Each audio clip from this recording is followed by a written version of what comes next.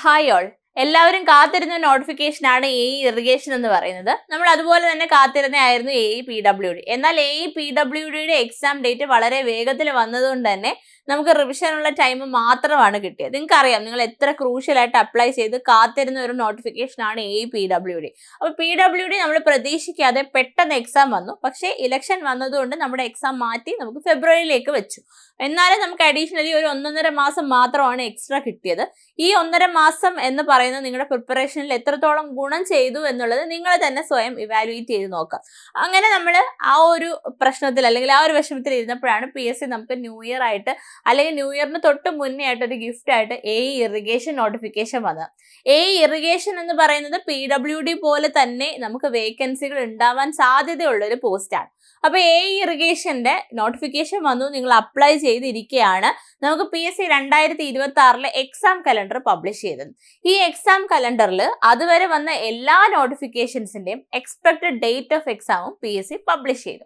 So 2026 നിങ്ങൾക്ക് exam നടക്കുന്ന ആ ഒരു എക്സ്പെക്ടഡ് മന്ത് നിങ്ങൾക്ക് അറിയാം.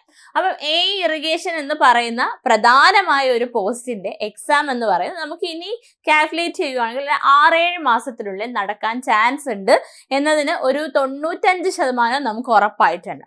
അപ്പൊ നമ്മൾ ഈ ഒരു 6 മാസക്കാലം എങ്ങനെ ഇറിഗേഷൻ എക്സാമിനെ അപ്രോച്ച് ചെയ്യണം, അല്ലെങ്കിൽ നമ്മുടെ സിലബസിനെ ഡീകോഡ് ചെയ്ത് എങ്ങനെ പഠിച്ചാൽ നമുക്ക് 2 ഡിജിറ്റ് റാങ്ക് നേടി ആദ്യത്തെ അഡ്വൈസിൽ തന്നെ ഇറിഗേഷൻ എന്ന് പറയുന്ന ഗസറ്റഡ് പോസ്റ്റ് ആയിട്ടുള്ള ഒരു ജോലി നേടിയെടുക്കാം എന്നുള്ളത് ഈ വീഡിയോയിലൂടെ നിങ്ങൾക്ക് പറഞ്ഞു തരുന്നത്. സോ ഇറിഗേഷന്റെ ഒരു 3 മാസത്തെ, അതായത് ഒരു 90 ഡേയ്സ് സ്റ്റഡി പ്ലാൻ ആണ് നമ്മൾ ഈ ഒരു വീഡിയോയിലൂടെ നിങ്ങൾക്ക് തരുന്നത്.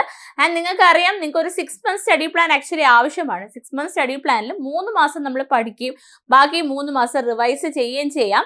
അതല്ലെങ്കിൽ നിങ്ങളുടെ ഒരു കോൺസെപ്റ്റ് വളരെ വീക്ക് ആണെങ്കിൽ നിങ്ങൾക്ക് 4-5 മാസം പഠിച്ചിട്ട് അവസാനത്തെ ഒരു മാസം മാത്രം എന്ത് ചെയ്യാം, റിവിഷന് വേണ്ടിയിട്ട് മാറ്റിയേക്കാം. So whatever be your level, അത് നിങ്ങളോട് തന്നെ നിങ്ങൾ ചോദിച്ച് നേടിയെടുക്കേണ്ട ഒരു ഉത്തരമാണ്. പക്ഷേ ഇതൊരു ജനറലൈസ്ഡ് സ്റ്റഡി പ്ലാൻ അല്ല. നിങ്ങളുടെ ഒരു ലെവൽ ഓഫ് നോളജ് അനുസരിച്ച് നിങ്ങൾക്ക് സബ്ജക്റ്റും അതുപോലെ തന്നെ ഡ്യൂറേഷനും അങ്ങോട്ടും ഇങ്ങോട്ടും മാറ്റി നിങ്ങൾക്ക് നിങ്ങളുടെ റാങ്ക് ഉറപ്പിക്കാവുന്നതാണ്. സോ സ്റ്റഡി പ്ലാനിലേക്ക് കടക്കാം. സോ ഈ ഒരു സ്റ്റഡി പ്ലാൻ എന്ന് പറഞ്ഞു കഴിഞ്ഞാൽ നമ്മുടെ എക്സാമിന്റെ സിലബസിനെ ബേസ് ചെയ്ത് 100% വെയിറ്റേജ് കൂടുതലുള്ള സബ്ജക്ട്സിന് ഇമ്പോർട്ടൻസ് കൊടുക്കുകയും അതുപോലെ തന്നെ പഠിച്ചാൽ മാത്രം പോലെ പ്രാക്ടീസ് ചെയ്യുകയും വേണം എന്നുള്ള വസ്തുതയും കൂടെ മുൻനിർത്തി നമ്മൾ തയ്യാറാക്കി എടുത്തതാണ്. സോ നമുക്ക് വീഡിയോയിലേക്ക് കടക്കാം. ഓക്കെ, അപ്പോൾ അതിൽ നമ്മുടെ പുതിയ നോട്ടിഫിക്കേഷൻസ് വന്നതിൽ ഏറ്റവും ഇമ്പോർട്ടൻ്റ് ആയിട്ടുള്ളത് തന്നെയാണ് സിവിലുകാരെ സംബന്ധിച്ച് ഇറിഗേഷൻ എന്ന് പറയുന്നത്. അതിൽ നമുക്ക് ഞാനിവിടെ ഒരു 6 മാസം സ്റ്റഡി പ്ലാൻ, കാര്യം 6 മാസമാണ് നമ്മുടെ കയ്യിലുള്ളത്. നിങ്ങൾക്ക് 3 ഞാൻ പറഞ്ഞല്ലോ, 3 മന്ത് സ്റ്റഡി പ്ലാൻ ആയിട്ടും നിങ്ങൾക്ക് ഇത് ഷോർട്ടൺ ചെയ്ത് കൊണ്ടുവരാം ഡിപ്പെൻഡിങ് അപ്പോൺ നോളജ് ലെവൽ. നിങ്ങൾക്ക് കോൺസെപ്റ്റ് നന്നായിട്ട് അറിയാവുന്ന ഒരാളാണെങ്കിൽ ഈ 6 മാസത്തിൽ 3 മാസം മാത്രം നിങ്ങൾ പഠിച്ചാൽ മതി. ഇനി അതെല്ലാം ഒരു ബിഗിനർ ആണെങ്കിൽ, അല്ലെങ്കിൽ നിങ്ങൾക്ക് ഈ ഒരു നമ്മുടെ PWD എക്സാമിന് ശേഷം, അല്ലെങ്കിൽ ഈ ഒരു ജനുവരിയിലെ PCB എക്സാമിന് ശേഷം നിങ്ങൾക്ക് ഒരു റീസ്റ്റാർട്ടാണ് നിങ്ങൾ ഉദ്ദേശിക്കുന്നതെങ്കിൽ ഈ ഒരു 6 മാസം സ്റ്റഡി പ്ലാൻ ആസ് സച്ച് നിങ്ങൾക്ക് ഫോളോ ചെയ്യാവുന്നതാണ്. ഇതിൽ ആദ്യത്തെ ഒരു, അതായത് മന്ത്സ് 1 to 4, ആദ്യത്തെ ഒരു 3 മാസം അല്ലെങ്കിൽ ഒരു 4 മാസം നിങ്ങൾക്ക് ചെയ്യാവുന്നതെന്ന് വെച്ച് കഴിഞ്ഞാൽ കംപ്ലീറ്റ് സിലബസും ബേസിക് ന്യൂമറിക്കൽസും ചെയ്ത് പഠിക്കുക എന്നുള്ള. ഇത് 4 മാസം എന്നുള്ളത് 3 മാസമായാലും മതി. കംപ്ലീറ്റ് സിലബസ് കവർ ചെയ്ത് ന്യൂമറിക്കൽസ് ചെയ്ത് പഠിക്കുകയും വേണം.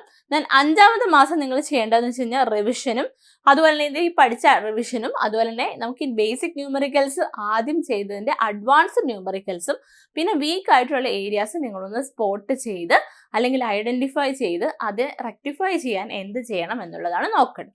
ഓക്കെ, ഇനി അടുത്തത് 6ാമത്തെ മാസമാണ്. 6ാമത്തെ മാസം നിങ്ങൾ ചെയ്യേണ്ടത് ഫുൾ റിവിഷനും മോക്ക് ടെസ്റ്റും പ്രീവിയസ് ഇയർ ക്വസ്റ്റ്യൻസുമാണ് നിങ്ങൾ വർക്കൗട്ട് ചെയ്തെടുക്കേണ്ടത്. ഇങ്ങനെ ഒരു 6 മാസം നിങ്ങൾ സ്പ്ലിറ്റ് ചെയ്ത് പഠിക്കാവുന്നതാണ്. അതായത് നമുക്കറിയാമല്ലോ, എപ്പോഴും നമ്മുടെ ഈ സിലബസ് ഉണ്ടെങ്കിൽ സ്ട്രക്ചേർഡ് ആയിട്ട് സിലബസിനെ അപ്രോച്ച് ചെയ്ത് ഒരു വെൽ പ്ലാൻഡ് ആയിട്ടുള്ള ഒരു സ്റ്റഡി പ്ലാൻ ക്രിയേറ്റ് ചെയ്ത് പഠിച്ചാൽ മാത്രമേ നമുക്ക് എക്സാം ക്രാക്ക് ചെയ്യാനായിട്ട് സാധിക്കത്തുള്ളൂ. ഓക്കെ, അപ്പോൾ അതിൽ നമുക്ക് ഡെയിലി എങ്ങനെയാണെന്ന് വെച്ച് കഴിഞ്ഞാൽ മിനിമം നിങ്ങൾ എപ്പോഴും ഞാൻ പറയാമല്ലോ, ഒരു 4 to 6 hours പഠനത്തിന് വേണ്ടി ഈ എക്സാമിനെ ഫോക്കസ് ചെയ്യുന്ന ഒരു ഉദ്യോഗാർത്ഥി മാറ്റി വെച്ചേ മതിയാവും. അതിൽ കുറവൊരു ടൈം കൊണ്ട് എക്സാം ക്രാക്ക് ചെയ്യാൻ പറ്റുമെന്ന് ചോദിച്ചു കഴിഞ്ഞാൽ ആക്ച്വലി അത് വെറും ഒരു വാഗ്ദാനം മാത്രമായപ്പോൾ 4 മുതൽ 6 മണിക്കൂർ നിങ്ങൾക്ക് പഠിക്കാൻ തയ്യാറാണെങ്കിൽ, അല്ലെങ്കിൽ നിങ്ങൾക്ക് ഡിവോട്ട് ചെയ്യാൻ പറ്റുമെങ്കിൽ മാത്രം ജേർണി നിങ്ങൾ മുന്നോട്ട് കൊണ്ടുപോയാൽ മതി. അപ്പോൾ ഇതിനകത്ത് നിങ്ങൾക്ക് ആദ്യം ഒരു 1.5 മുതൽ 2 മണിക്കൂർ ആദ്യത്തെ ഒരു 2 മണിക്കൂർ എന്നാൽ കോൺസെപ്റ്റ് പഠിക്കാൻ വേണ്ടി മാത്രം വെക്കുക. പിന്നെ ഒരു 1.5 മണിക്കൂർ എന്ന് പറയുന്നത് പ്രോബ്ലംസ് ചെയ്യാൻ വേണ്ടിയിട്ട്. പിന്നെ വരുന്ന ഒരു അരമണിക്കൂർ എന്ന് പറഞ്ഞാൽ revision formulas previous year question. അത് അരമണിക്കൂറോ 1 മണിക്കൂറായിട്ടോ നിങ്ങൾക്ക് ഇൻക്രീസ് ചെയ്യാം. സോ ടോട്ടലി നിങ്ങൾ നോക്കിയാൽ തന്നെ ഒരു 3-4 മണിക്കൂർ, അതായത് 4 to 6 hours എന്ന് പറഞ്ഞ് 4 hours എന്ന് പറയുന്നത്. ഇപ്പം ഞാൻ ഈ ഒരു 2 മണിക്കൂർ കോൺസെപ്റ്റ് ലേണിംഗ് പറഞ്ഞ് ചില ആൾക്കാർക്ക് കോൺസെപ്റ്റ് പഠിക്കാൻ കുറച്ചുകൂടി സമയം വേണ്ടി വരും. പിന്നെ ഈ 1.5 മണിക്കൂർ ന്യൂമറിക്കൽസ് പ്രോബ്ലംസ്, ചിലർക്ക് കോൺസെപ്റ്റ് അറിയായിരിക്കും, പ്രോബ്ലംസ് ആയിരിക്കും കുറച്ചും കൂടി നിങ്ങൾ സമയം സ്പെൻഡ് ചെയ്യുന്നത്. അത് 1.5 എന്നുള്ളത് നിങ്ങൾക്ക് 2 ആയിട്ട് ഉയർത്താം. ഇനി അരമണിക്കൂർ റിവിഷനും ചിലപ്പോൾ ഒരുപാട് ടൈം എടുക്കുന്നവരുണ്ടാവും, 30 മിനിറ്റ് മിനിമം എടുക്കുന്നവരുണ്ടാവും. അപ്പം അതനുസരിച്ച് നിങ്ങൾക്ക് അങ്ങോട്ടും ഇങ്ങോട്ടും ഈ ഒരു അവേഴ്സിനെ മോഡിഫൈ ചെയ്ത് എടുക്കാവുന്നതാണ്. സോ നമുക്ക് ഫസ്റ്റ് മന്തിലേക്ക് പോകാം. ആദ്യത്തെ ഒരു 4 ആഴ്ച വീക്ക് 1 to 4 നിങ്ങൾ ചെയ്യേണ്ടത്, ആദ്യം നിങ്ങൾ ചെയ്യേണ്ടത് ഞാൻ പറഞ്ഞല്ലോ, നമ്മുടെ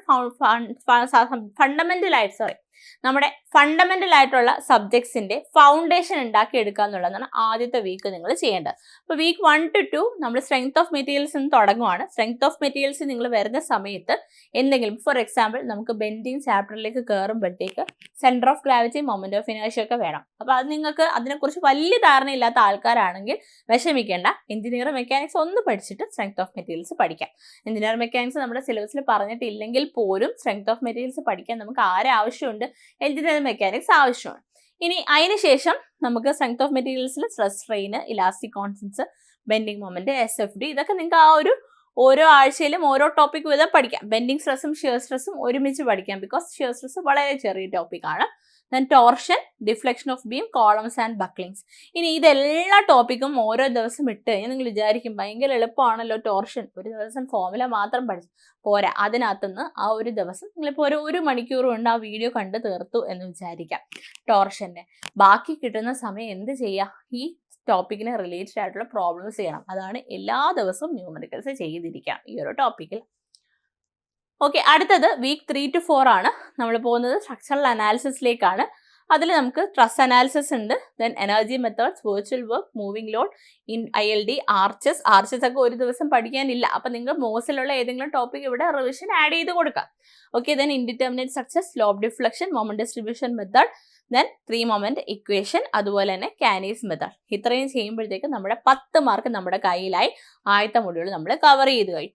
ഓക്കെ, ഇനി ഇത് നിങ്ങൾക്ക് 1 മാസം ഒന്നും വേണ്ട, അതിന് മുന്നേ പഠിച്ചു തീർക്കാൻ പറ്റുമെങ്കിൽ ആ ഒരു ഹാഫ് മന്ത് കൊണ്ട് അവിടെ വൈൻഡ് അപ്പ് ചെയ്തോളൂ. പക്ഷെ പ്രോബ്ലംസ് ചെയ്തിരിക്കണം മസ്റ്റായിട്ടും. അപ്പം എന്തുകൊണ്ടാണ് ഞാനത് സജസ്റ്റ് ചെയ്യാത്തതെന്ന് വെച്ചാൽ, ഇപ്പം നിങ്ങൾക്ക് ഒരു ബെൻഡിങ്, നിങ്ങൾ ഷിയർ സ്ട്രെസ്സും പഠിച്ചെങ്കിൽ ആ ദിവസം ഒരു 11 മണിയാകുമ്പോൾ അത് പഠിച്ചു തീർന്നെന്ന് വിചാരിക്കുക. ബാക്കി ദിവസം ഫുൾ നമുക്ക് കിടപ്പുണ്ട്. ഫോർമുല റിവൈസ് ചെയ്ത് പ്രോബ്ലംസ് ചെയ്യാം. YCDയുടെ ബുക്കൊക്കെ എടുത്തു കഴിഞ്ഞാൽ 400-500 ക്വസ്റ്റ്യൻസ് നമുക്ക് കാണും. ഈ ക്വസ്റ്റ്യൻസ് ഇത്രയും ചെയ്ത് പഠിക്കാനുള്ള സമയം ബാക്കിക്ക് യൂസ് ചെയ്യാം. ഓക്കെ, അപ്പം ഇനി ഈ പറഞ്ഞ ഫോർമുലാസ് എല്ലാം റിവൈസ് ചെയ്യുക. പ്രീവിയസ് ഇയർ ക്വസ്റ്റ്യൻസ്, ആദ്യത്തെ 10 മാർക്ക് 10 ക്വസ്റ്റ്യൻ എന്ന് പറയുന്നത് ഈ മൊഡ്യൂളിനെ ബേസ് ചെയ്തിട്ട് ആ 10 ക്വസ്റ്റ്യൻസ് ചെയ്യാൻ പറ്റുന്നുണ്ടോ എന്ന് എൻഷുർ ചെയ്യാം. ചെയ്യാൻ പറ്റുന്നുണ്ടെങ്കിൽ വെൽ ആൻഡ് ഗുഡ്, നിങ്ങളുടെ ട്രാക്ക് എന്ന് പറയുന്നത് റൈറ്റ് ട്രാക്കാണ്, നിങ്ങൾ മുന്നോട്ട് പോകാം. ഇനി നിങ്ങൾക്ക് ചെയ്യാൻ പറ്റുന്നില്ലെങ്കിൽ വാട്ട് ആർ യുവർ പ്രോബ്ലംസ്, ആ പ്രോബ്ലംസ് ഐഡന്റിഫൈ ചെയ്ത് റെക്ടിഫൈ ചെയ്ത് മുന്നോട്ട് പോകാം. ഓക്കെ, ഇനി രണ്ടാമത്തെ മാസത്തിലേക്ക് പോകുമ്പോൾ വീക്ക് 5 to 8 ആണ് ഞാൻ പറയുന്നത്. അവിടെ നമ്മൾ പഠിക്കുന്ന സബ്ജക്ട്സ് ഫ്ലൂയിഡ് മെക്കാനിക്സും ജിയോ ടെക്നിക്കൽ എഞ്ചിനീയറിംഗുമാണ്. അപ്പോൾ അവിടെ നമുക്ക് fluid statics, kinematics, Bernoulli's equation, orifice, notch, pipes, boundary layer, drag and lift, hydraulic മെഷീൻസിൽ turbines and pumps, then open channel flow, hydraulic jump. Then week 7 to 8 നമുക്ക് വാട്ടർ റിസോഴ്സ് എഞ്ചിനീയറിംഗിലേക്ക് കയറുമ്പോൾ water റിസോഴ്സിൻ്റെ കൂടെ OCF, അതായത് നമ്മുടെ ഓപ്പൺ ചാനൽ ഫ്ലോയും കൂടെ പഠിക്കാനായിട്ട് ശ്രദ്ധിക്കുക.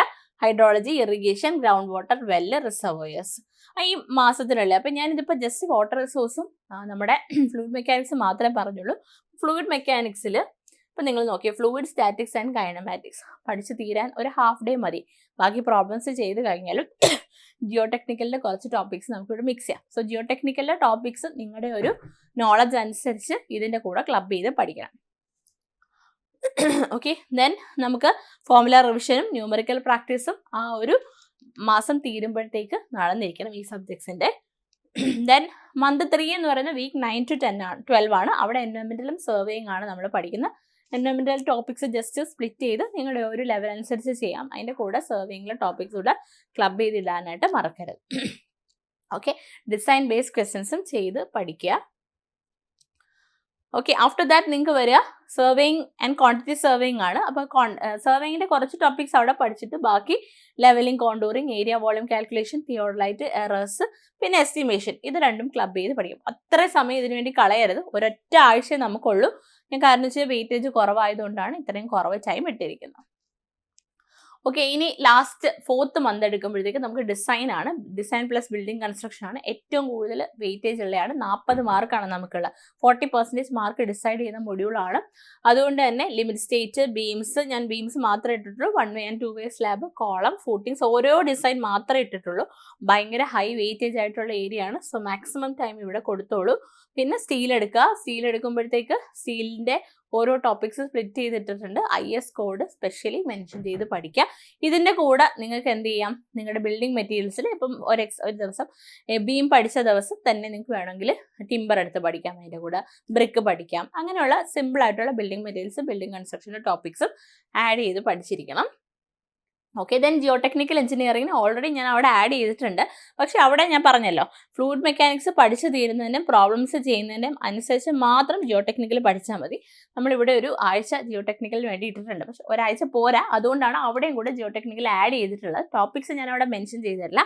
അവിടെ നിങ്ങൾക്ക് ചെറിയ ചെറിയ ടോപ്പിക്സും പ്രോബ്ലംസും ചെയ്ത് തുടങ്ങാം. ഇവിടെ ഞാൻ ഓരോ ടോപ്പിക്സ് സെപ്പറേറ്റ്ലി ഓരോ ദിവസമായിട്ടാണ് ഇട്ടിരിക്കുന്നത്. ദിവസം ടോപ്പിക്സ് പഠിക്കുക മാത്രമല്ല, ക്വസ്റ്റ്യൻസും ചെയ്തിരിക്കണം. ഓക്കെ, പിന്നെ നമുക്ക് ട്രാൻസ്പോർട്ടേഷൻ ആണുള്ളത്. ട്രാൻസ്പോർട്ടേഷനിൽ ഹൈവേ വരും. പിന്നെ ബിൽഡിംഗ് മെറ്റീരിയൽസ് അവിടെ പഠിച്ചു തീർന്നില്ലെങ്കിൽ ഇവിടെ ബിൽഡിംഗ് മെറ്റീരിയൽസും കൺസ്ട്രക്ഷൻ ട്രാൻസ്പോർട്ടേഷൻ്റെ കൂടെയും നിങ്ങൾക്ക് ചേർത്ത് പഠിക്കാവുന്നതാണ്. ബിക്കോസ് നമുക്ക് കൺസ്ട്രക്ഷൻ മാനേജ്മെൻറ്റും റിപ്പയറും റീഹാബിലേഷനും ഒക്കെ ഉണ്ട് അതിൻ്റെ കൂടെ. ഓക്കെ, ദെൻ നമുക്ക് മന്ത് 6 വരെ വീക്ക് 21 to 24 ഏകദേശം നമ്മുടെ സിലബസ് ഒക്കെ ഫുള്ള് നമ്മൾ കവറായി കഴിഞ്ഞിട്ടുണ്ട്. സോ നമുക്ക് റിവിഷനും മോക്ക് ടെസ്റ്റും ആണ്. ദെൻ വീക്ക് 21 to 22 എന്ന് പറയുന്ന സബ്ജക്റ്റ് വൈസ് നമ്മൾ റിവിഷന് വേണ്ടി സമയം കണ്ടെത്താം. മുന്നേ ചെയ്ത MCQs വീണ്ടും ചെയ്യാനുള്ള സമയമാണിത്. ഓരോ സബ്ജക്റ്റിനും 2-3 ദിവസം വെച്ച് മാത്രമേ നമ്മൾ ഇടുള്ളൂ. ആ സമയത്ത് വീഡിയോ കാണാനോ അല്ലെങ്കിൽ നമ്മൾ ഡീറ്റെയിൽ നോട്ടോ പഠിക്കാൻ നിൽക്കത്തില്ല. റിവിഷൻ നോട്ട്സ് എടുത്ത് ആ റിവിഷൻ നോട്ട്സ് വെച്ചിട്ടാണ് പഠിക്കുന്നത്. ഇവിടെ നമ്മൾ ഫോർമുലാസും ന്യൂമറിക്കൽസും ഫ്രീക്വൻ്റ്ലി ആസ്ഡ് ആയിട്ടുള്ള തിയറി ക്വസ്റ്റ്യൻസിലൂടെ കടന്നു പോയിക്കൊണ്ടിരിക്കുക. ഓക്കെ, ദെൻ ലാസ്റ്റ് നമുക്ക് 23 to 24th വീക്ക് ആകുമ്പോഴത്തേക്ക് നമ്മൾ എക്സാമിന് സിമുലേഷൻ, അതായത് നമ്മൾ എക്സാമിൻ്റെ ഒരു മോക്ക് നമ്മുടെ വീട്ടിൽ തന്നെ ക്രിയേറ്റ് ചെയ്യുകയാണ്. ആ എൻവയൺമെൻറ്റ് ഫുൾ ലെങ്ത് ആയിട്ടുള്ള മോക്ക് ടെസ്റ്റ് നമ്മൾ മിനിമം ഒരു 8 മുതൽ 10 എണ്ണം വരെ 100 മാർക്കിൻ്റെ ക്വസ്റ്റ്യൻ എഴുതി പഠിക്കണം. OMR ഷീറ്റിൽ തന്നെ പ്രാക്ടീസ് ചെയ്യുക. ടൈമർ വെക്കുക. വേറെ ബുക്സ് എല്ലാം മാറ്റി വെച്ച് അറ്റൻഡ് ചെയ്യുക. ടൈം മാനേജ്മെൻറ്റ് പ്രാക്ടീസ് ചെയ്യുക. നിങ്ങൾക്ക് ഇപ്പം നിങ്ങൾ ഒരു 100 മാർക്കിൻ്റെ ക്വസ്റ്റ്യൻ എഴുതുമ്പോൾ എറർ, നിങ്ങൾ ആ തെറ്റിയ ക്വസ്റ്റ്യൻ എടുത്തിട്ട് എവിടെയാണോ നിങ്ങൾക്ക് തെറ്റിയത്, എന്താണ് നിങ്ങളുടെ തെറ്റ്, അത് മാറ്റാൻ എന്തൊക്കെ ചെയ്യണം. ഓക്കെ, ദെൻ ഫൈനൽ ഫോർമുല റിവിഷനും കൂടി ചെയ്യാം. ഓക്കെ, ഇനി എന്താണെന്ന് വെച്ച് കഴിഞ്ഞാൽ ഞാൻ നേരത്തെ പറഞ്ഞ പോലെ ഒരു എറർ നോട്ട് ചെയ്ത് വെക്കാൻ വേണ്ടി ഒരു നോട്ട്ബുക്ക് വേണം. ഫോർമുലയ്ക്ക് വേണ്ടിയിട്ട് ഒരു നോട്ട്ബുക്ക് വേണം. പിന്നെ പ്രീവിയസ് ഇയർ ക്വസ്റ്റ്യൻസ് ചെയ്യണം. IS കോഡ് പ്രൊവിഷൻസ് റിവൈസ് ചെയ്തുകൊണ്ടേയിരിക്കണം. ഓക്കെ, പിന്നെ നമ്മൾ മെയിൻലി ഫോക്കസ് ചെയ്യേണ്ട ആൾക്കാർ RCC, എൻവയൺമെൻറ്റിൽ, ജിയോ ടെക്നിക്കൽ, ഈ 3 ആൾക്കാരെ നമ്മൾ പ്രത്യേകം നോട്ട് ചെയ്യണം. കാര്യം ഇത് തന്നെ നമുക്ക് 40 മാർക്കായി. പിന്നെ ഒരു 20 മാർക്ക് ബിൽഡിംഗ് മെറ്റീരിയൽസ് കൺസ്ട്രക്ഷൻ ഉണ്ട്. അപ്പം നമുക്ക് തന്നെ 60 മാർക്ക്. ഈ 60 മാർക്ക് ഏറ്റവും കൂടുതൽ സമയം കൊടുത്ത് പഠിക്കാനായിട്ട് ശ്രദ്ധിക്കുക.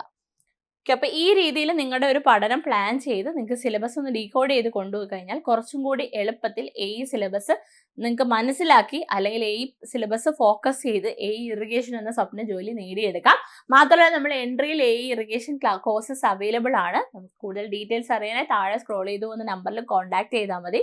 സോ മറക്കണ്ട, ഇനിയുള്ള 6 മാസം ക്രൂഷ്യലാണ്. ഗസറ്റഡ് ഓഫീസർ പദവിയാണ് നിങ്ങളെ വെയിറ്റ് ചെയ്തിരിക്കുന്നത്. സമയം വൈകിക്കണ്ട, ഇപ്പം തന്നെ പഠിച്ചു തുടങ്ങിക്കോളൂ. Thank you.